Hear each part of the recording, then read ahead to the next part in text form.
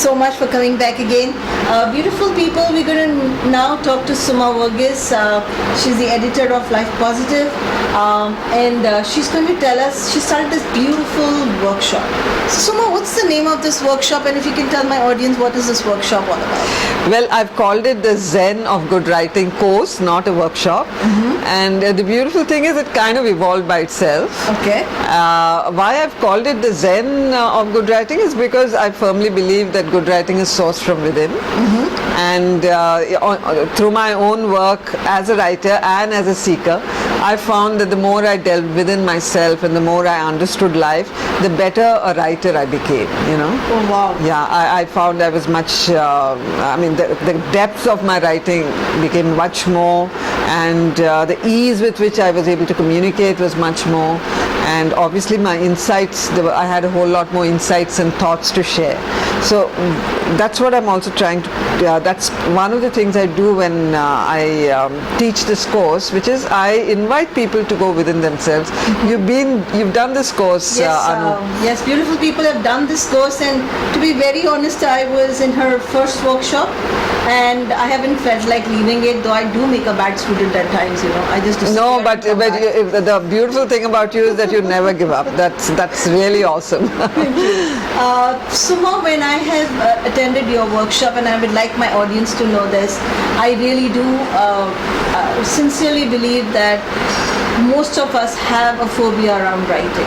Most of us do feel inadequate, and with Suma, you guiding me the way you did, and the beautiful part of her workshop is that even after the course is over, she doesn't call it workshop, the course is over, she sends you one word every day.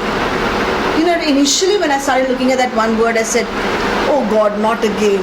This is the word I never knew from where it had come. Oh God, I never knew it existed. Now, suddenly for me, over a period of 3 months, there is a vocabulary book that I've created for myself.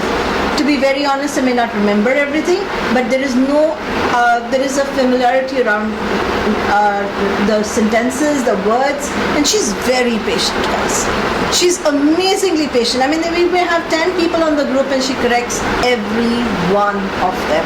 So how do you get that energy, and how do you bring that zing in? Because not many people can feel and get that enthused to, you know, be connected consistently. I think I really, I really care for each person's ambition and dream to be a writer. I've realized that almost everyone longs to be a writer, and that's something that touches me deeply, you know.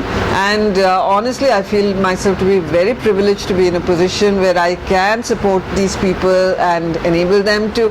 Most of them are already very good writers, as you yourself are, Anu.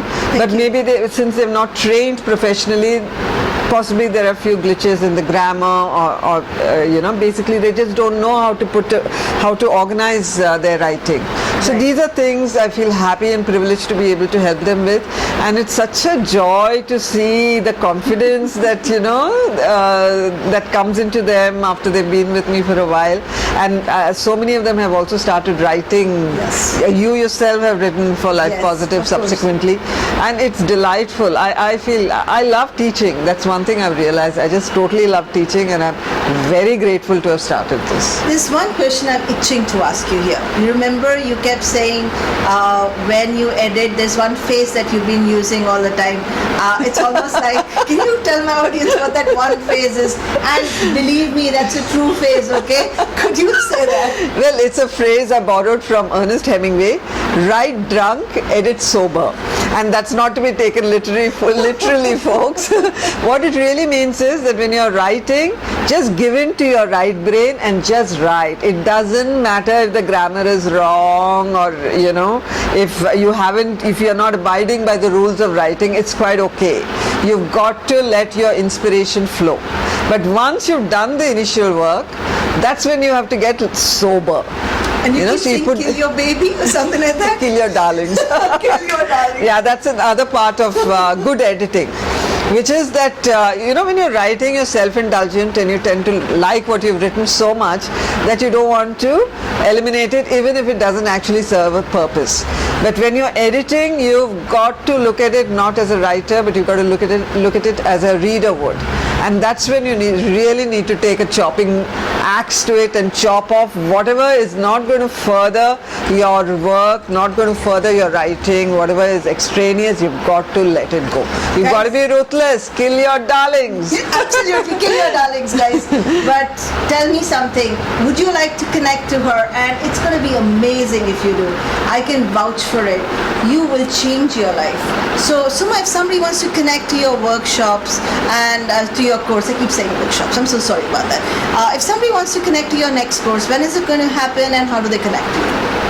Well, my next course is on October 25th in New Delhi, and I'm going to have another course in Bombay on December 20th. And the best way to connect with me would be to remember my number, which is 98190 30781. And my email address is Suma, S-U-M-A, Varugese, V-A-R-U-G-H-E-S-E @gmail.com. Wonderful. And people, if you have to meet me, connect me on my blog anumehta.co.in. I just want you to sit down there and think, what's your excuse?